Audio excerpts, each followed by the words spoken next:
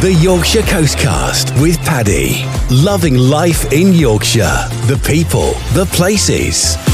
Hello and welcome to episode 54. This is the Coast. Coming up, key decisions have been made regarding the future of Scarborough's Town Hall and also Whitby's cliff lift. All you need to know and reaction coming up. So, the Yorkshire Coastcast podcast is brought to you by the team at This Is The Coast, the local commercial radio station for the Yorkshire Coast. You can get us on DAB, online, on the This Is The Coast app, on smart speakers, on Roku TV. And this podcast is available wherever you get your podcasts from, including thisisthecoast.co.uk/podcasts. Also coming up in this episode, we hear from the organisers of a charity football match happening in Scarborough on Easter Sunday, raising vital funds for motor neurone disease, and the Rob Burrow Centre, which has opened in Yorkshire very, very recently. It's an incredible cause, and we'll be finding out how you can support this amazing event. That coming up shortly. Firstly, these big council decisions. We'll talk Whitby Cliff Lift shortly, but before that, North Yorkshire Council's Executive Committee has confirmed the purchase of Resolution House in Eastfield, establishing a new primary office hub for the region. The decision marks the end of an era for the Grade 2 listed Scarborough Town Hall as the authority moves to address what it describes as a disproportionate maintenance crisis. The acquisition of the former Anglo-American headquarters was secured for a price described by officials as significantly less than the £4.5 million asking price. Well, I've been to Scarborough Town Hall, ironically, to speak to the leader of North Yorkshire Council, Councillor Carl Les, and the Chief Exec, Richard Flinton. I firstly put to Richard concerns from locals, including Scarborough Town Council, that North Yorkshire Council are deserting Scarborough Town Centre. Well, I think there's been a few misleading points out there, and it's good to have an opportunity to correct that. So the council is not moving out of the centre of Scarborough. We're keeping one of our main buildings at Castle House, which can accommodate 100 staff. That's going to be the main base for those people who need to operate in and around Scarborough. But we have other people who need good office accommodation, and we're also seeking to rationalise one of our buildings in the Rydale area as well, called Rydale House. So we need better accommodation to bring people together in a single place. Resolution House provides that opportunity. It's a bit of an opportunistic moment for us. And the other thing that we need to be clear about is, whilst much of the town hall, particularly the old 1960s building that's the extension of the town hall, is in a very poor condition, we absolutely respect the main heritage building of the town hall. We want to find a good use for that. We will carry on investing in that. We don't want that to deteriorate, and we want it to be at the heart of Scarborough.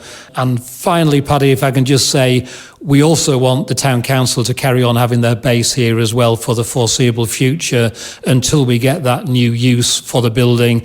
They're very welcome. We had a very profitable meeting with the Mayor today, and we described what the situation we're in, and also offered the Mayor and the Town Council to be part of a working group that looks at the future of the old Town Hall as well. Customer service, you wanted to keep that here as well, is that right? Absolutely right. Committed to it's a very busy customer service centre here. That's going absolutely nowhere. That's going to be right in the heart of Scarborough. We want to make sure that's fully accessible to everybody. So, yeah, that's part of the future. Resolution House is a massive building, isn't it? Originally built for Scarborough Building Society, more recently Anglo-American. It does need put into use. Are you excited about the prospect of it being a base for North Yorkshire Council? Very much so. It's an excellent building. We are buying it as it is, so with everything fitted in it, the electronics and also all the desks, etc. It's a good location with a large car park, which is handy for the number of people that we have who actually come to and from work in that respect. But it's also on a bus route. It's 10 minutes walk from the railway station. So it is an excellent opportunity to start rationalising some of our estate on the coast. And obviously one of the arguments is the effect of the economy, in the St Nicholas Street area, this part of Scarborough, the heart of the town centre.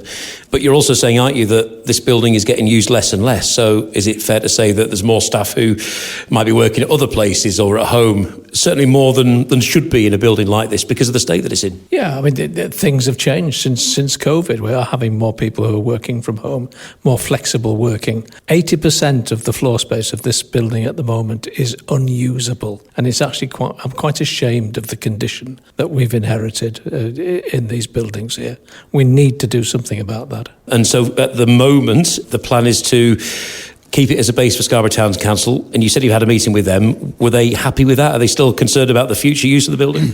I think a lot of their fears have been allayed. They're very pleased to carry on their use of it. They're very interested about being part of a working group. But I would just go back to the point you said earlier, Paddy. We've got people who should be in office space working collaboratively together in their teams who are not doing that because we simply haven't got the space for them and the building to do that. And I would go back to the point that a number of years ago, North Yorkshire County Council had a very significant building on the edge of Scarborough, Scorby. We hope to be able to pull everybody together around the town hall. The asbestos that's in the building has just prevented us from doing that. So we need a significant building to pull people together. And that's not denuding people who traditionally have been in the middle of Scarborough because there was that edge of town site in Scorby. You know, we're committed to having people in the middle of Scarborough. The Castle House will be that base, up to 100 staff in the centre. And, you know, we don't want people coming in and out on the A64, which is a difficult road. So people who need to work in and around Scarborough will be still in the middle of Scarborough. There's been word that it's costing £4.5 million. That's what's been paid for Resolution House. But you're going to tell us otherwise? Well, that's the official asking price. I can absolutely tell you, Paddy, we have paid significantly less than that. It won't be anywhere near £4.5 million. It's commercially confidential at the moment. There will be a time when we can put that into the public arena, but it's very significantly less than that. And I've been in Resolution House for different reasons in the past. It is actually a great building, isn't it? Like you say, it's all ready to move into, basically. Yeah, it's a turnkey operation. We can take possession of it and move in almost the following day. A couple of other things to talk about as well. West Pier is a massive debate at the moment in Scarborough. Of course, we've seen the closure of the toilets there and the building number 1 out of use. Have you got an update for us on that and what your hopes are going forward? Yeah, I think what's happened to the toilets there is just symptomatic about the state of those buildings and the fact that we need a project to come forward to deal with them. That's why we think that the project to revitalise the whole of the West Pier is really important. The plans have changed since last year, not least because of the cost situation at the moment in terms of building projects. So it's going to be a different project that comes forward in the next couple of months, and it will be fairly soon when we start bringing new planning applications forward. And that will deal with the fact that the toilets had to be closed because of the state of that building.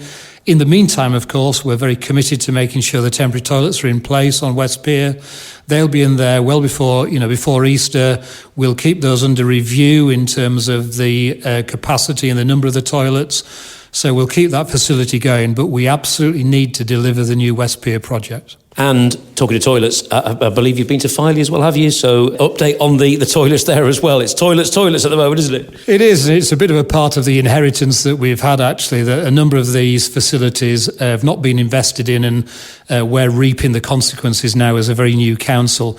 But we've been talking to Scarborough Town Council today. We've been reassuring them that the council is committed to rebuilding the toilets. And it's not just the toilets. There's a cafe that abuts against the toilets, and that's got to be rebuilt. We've had significant subsidence in that part of Filey on the Royal Parade. We're investigating what's caused the subsidence at the moment. So once we understand what we need to do to make that safe and secure to build on, then we'll be coming forward with a scheme around that. But it's going to be a significant scheme, rebuild the toilets, rebuild the cafe. In the meantime, new temporary toilets are going in on the same timescale as West Pier. And that was my chat with Councillor Carl Les, leader of North Yorkshire Council, and Richard Flinton, the Chief Exec of North Yorkshire Council, about the decision there over the future of Scarborough's Town Hall. Coming up, we will be discussing the decision about the future of Whitby's Westcliff lift, and also finding out more about the MND charity football match happening on Easter Sunday in Scarborough. The Yorkshire Coastcast, loving life in Yorkshire. The people, the places. This is The Coast. Life in Yorkshire. Before that, though, let's get reaction to the town hall decision from the Mayor of Scarborough, Councillor Thomas Murray. And now you had a chat with the two people that I've just heard from, Councillor Carl Les and Richard Flinton from North Yorkshire Council. And you asked for this meeting with them, didn't you? Last week, as you know, we found out about the announcement of the possible purchase of Resolution House, and what seemed to be, in what they posted anyway, was the vacation and disposal of the town hall site. So I was incredibly concerned about that, given the town hall's history and it being the civic heart of Scarborough. So we sent an urgent letter to the pair to arrange an urgent meeting, which we held yesterday. It was really positive, I felt. We sat down with Richard Flinton and Carl Les, and I put across the concerns that the town council had about the Scarborough Town Hall. It's a beautiful, magnificent, building that the Scarborough Corporation bought in 1865. The town hall chamber was built in 1903. There's so much history in this building, and it would be a shame if the town hall was to be lost to a developer or something like that. They said, haven't they, that you can continue using it for the time being. So what do you read into that? Yeah, so one of our concerns obviously was the town council is located in the town hall, and the town hall is the civic heart of Scarborough. That's where the town council should be located. So it did come with a bit of a shock last week when we read the words dispose and vacate. So in our conversations yesterday, it was quite constructive in the fact that they were quite clear that they would like us to remain in the town hall, that they're going to continue to carry out some maintenance to the town hall, the historic site, to keep us there and to try and keep the civic traditions of Scarborough alive. There are several examples, for example, in Skipton, where they had a town hall that was renovated through the help of the National Lottery Heritage Fund. So there are several avenues for North Yorkshire Council in cooperative working with the Town Council to explore to really support the historic town hall and keep it in the hands of the community and for the community. And moving forward, the Town Council hopes to work cooperatively with North Yorkshire Council to keep it in the hands of the community, for the Town Council to remain there and to keep the civic traditions of Scarborough alive. That's great for now, isn't it? But still down the line, it could be sold to a developer for, I suppose, any kind of use, really. So there could still be a battle, do you think, for you to keep it as a public place? Yes, well, that's up to us to keep on the pressure with North Yorkshire Council. I will be arranging follow-up meetings with Carl Les and Richard Flinton to ensure this is followed up on, and there is a proper plan put in place with the town hall, whether it's for a working group that includes North Yorkshire councillors, Scarborough Town councillors and officers, to ensure a proper future for the town hall that isn't a boutique hotel. I walked in there yesterday. It's so full of history, isn't it? And although it wasn't built as a town hall, it has been a town hall for such a long time.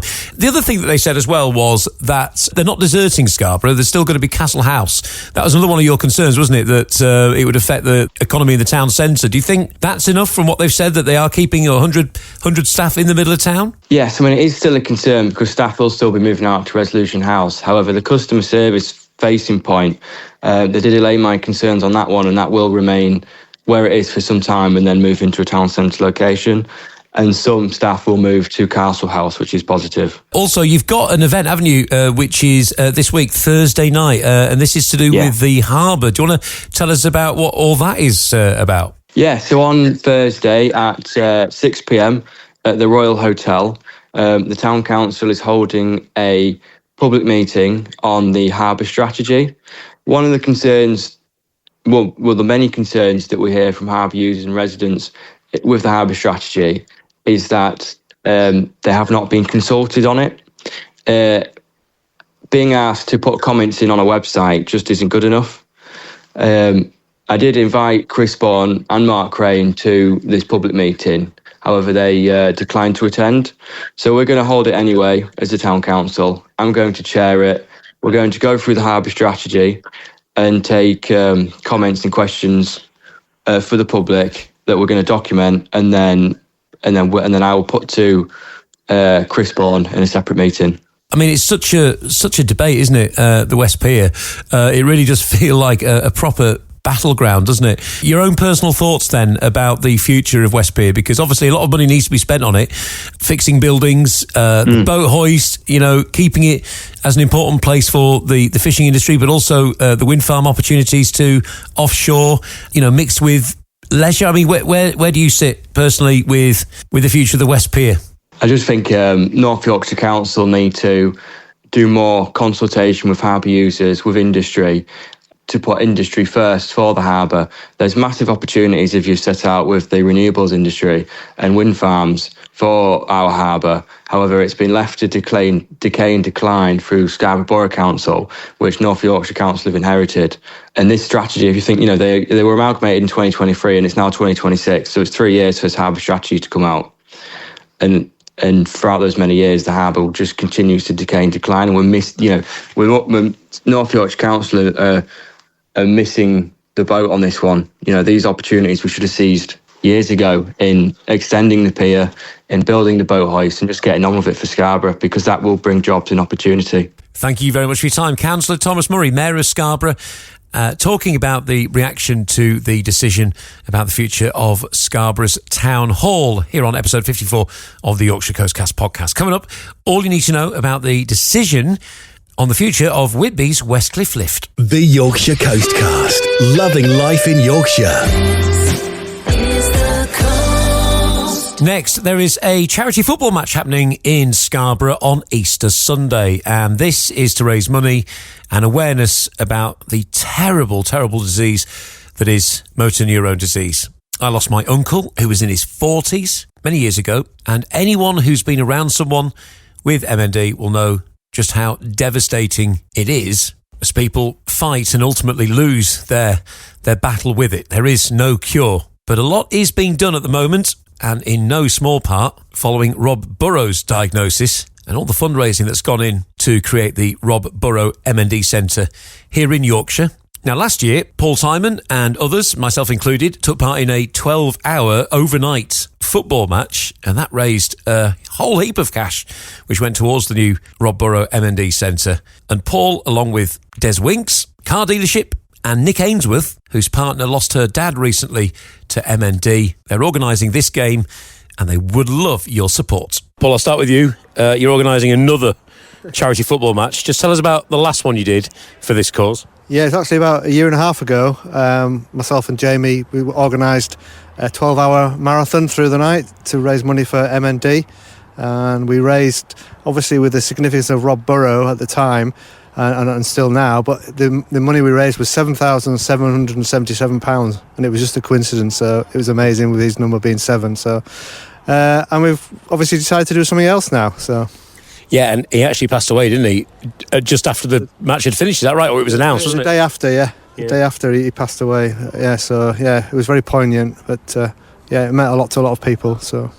And from a Des Wings point of view, you're always happy to get involved with stuff like this, aren't you? Yeah, we want to, support charities as much as possible, and we have a nice community of footballers who enjoy playing together. And we took the opportunity to raise some more money for this horrible disease, unfortunately. Yeah, and so Des Winks are helping out with sponsoring, pitch sort of thing? Yeah, we're sorting out the kits, the ball, the pitch and everything, so that's the least we can do to make sure we can maximise the amount of money we can actually raise through sponsorship for the players and fans and anyone else who wants to come and watch.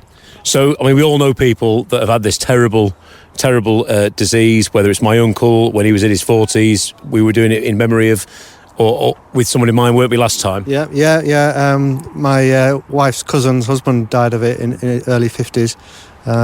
It's just a tragic thing, it really is. But yeah, anything we can do to help raise money for the families that are suffering, but also for the cure. That's what we want. And a lot of people in the town recently were aware of Paul. Yeah. Paul Hunter, he passed away at Boxing Day in the early hours. And this is where you come in, because a family connection for you. Yes, it's my partner's dad. So everyone was real close with him, and sort of the time from being diagnosed to when he died seems to go over in the blink of the eye. So I think, certainly from my experience, everyone knows it's a horrible disease, but seeing it sort of, not first hand for me, but for the family, it shatters them. So anything that us guys can do to get a bit of money together to try and help people out, then It needs a cure, doesn't it? It really does, because once you get that news, there is only one direction, and that's the worst thing, isn't it? And your mind stays there, but everything else you're losing. So, a lot of people were very devastated. But I mean, just talk us through just how devastating it was for your partner and the family. Oh, it was horrific. I mean, everyone knew it was coming, but then sort of as soon as sort of the end of November, beginning of December hit, everyone's life certainly was directly involved with caring for him was just on hold.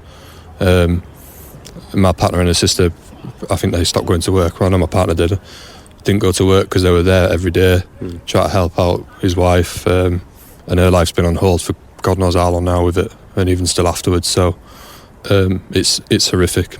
You'd never understand what you're going to experience until you see it, really, I don't think. So raising awareness is the best thing you can do.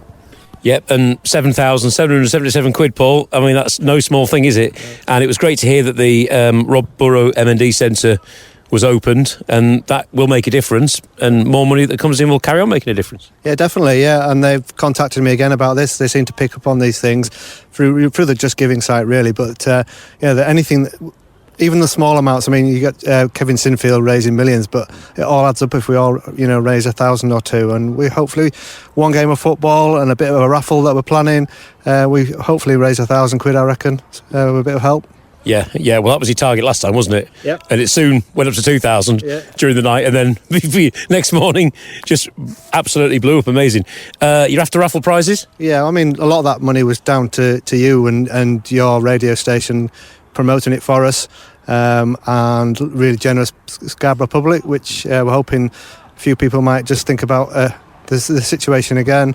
The M&D community do need it, constantly need the money, and if you want to go on the Just Giving site and then just search for my name, Paul Tymon, Tymon, you'll find the latest one. But we're going to be start raising money on there. There's about £100 at the moment, but we want to move that up quickly.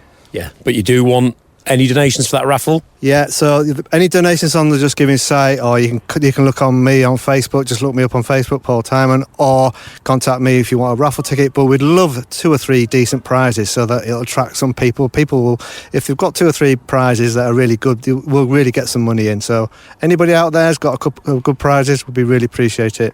All right. Tell us about the game, when it is and where and all that. Yeah, so it's Sunday the 5th of April. It's at 2:00 and it's at Pinder Leisure Centre in the outside football pitch, so there's plenty of space for spectators.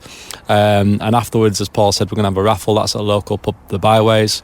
So please feel free to come along, purchase some tickets and help raise this lots of money for this really worthy cause. And finally, charity match, but when the whistle blows, it'll be all guns blazing, won't it? There'll be no charity on the pitch, will there? There never is, no. No. Every man for himself, then. Exactly. All right. So you sorted out for players, and that'll itself raise a bit of money, won't it? Yeah. Every player, because they've done a lot of these charity events. They're all good lads. We all pay to play. You get a referee, you get a kit, and you get a great experience and a good laugh. But the lads all pay to play, and obviously if they do that through the Just Giving page, we get the whatever it's called, gift aid. That's the one. Yeah, we get that as well. So if you can do that, but we've had donations already. The lads haven't started paying in yet. They'll pay nearer the time. So if you see the total of about £115, that's just through a few donations already. So please have a look. Please get in touch with me if you can get a raffle ticket or a raffle prize. It'd be great. Enjoy the game tonight, lads. Sorry I can't join you. Thanks very much. Cheers. Paul Tymon there, Jamie Ray from Des Winks, and also Nick Hainsworth, whose partner recently lost her dad to motor neurone disease. We've put the fundraising page in the description of this podcast, and you'll also be able to get details at thisisthecoast.co.uk. The Yorkshire Coastcast. Loving life in Yorkshire. And this is episode 54 of the Yorkshire Coastcast podcast with me, Paddy, from the team at This Is The Coast, the local commercial radio station for the Yorkshire Coast. Don't forget you can get us on Spotify, Apple, YouTube, and always at thisisthecoast.co.uk/podcasts. And if you're into football, we've also got podcasts for Whitby Town FC, that's called the Coastcast, and Scarborough Athletic FC, that is the Sea Dogs podcast. Again, available in all of the mentioned places. And finally, that news on the future of Whitby's cliff lift. Well, Whitby's cliff lift has been saved for the time being following a meeting of North Yorkshire Council's executive. A report prepared for the executive had initially recommended permanently decommissioning the 95-year-old lift, which has remained closed to the public since corrosion was discovered back in 2022. Council officers had recommended adopting what was known as Option 2. This was a £199,000 plan to seal the lift shaft while retaining the top building. Officers argued that the cost of full repairs, which were estimated to be up to £5.5 million, was disproportionate in what they described as a challenging financial environment. However, at the meeting, councillors backed a proposal to undertake a further study into the cost of repairing the lift instead of proceeding with the permanent closure. Councillor Malcolm Taylor outlined the new approach during the meeting. The recommendations are proposed that we recommend that the council commissions an up-to-date survey of the cliff lift together with the full costings to bring it back into use. And also that we withdraw the bus service facility that we provide currently. And here's North Yorkshire Council's leader, Carl Lares, suggesting that alternatives to the bus provision should be explored to ensure that people can still access the beach. I think we can all agree that the bus service is extremely expensive, but it sounds to me as if there was one or two alternatives being suggested. This long wheelbase golf buggy and taxis having a rank at the top, also some more disabled parking further down at the bottom of the hill. So can we take that on board as well and have a look at that? But in the meantime, I think the principal recommendation is that we want to work with Whitby Town Council to try and find a solution that needs further investigation of these costs. So we will agree that we will do that. We got more on that story and all other local issues at thisisthecoast.co.uk. The Yorkshire Coastcast. The people, the places. Well, thanks for listening to episode 54 of the Yorkshire Coastcast podcast. Don't forget to subscribe wherever you get your podcasts from. Thanks for listening. The Yorkshire Coastcast. Loving life in Yorkshire.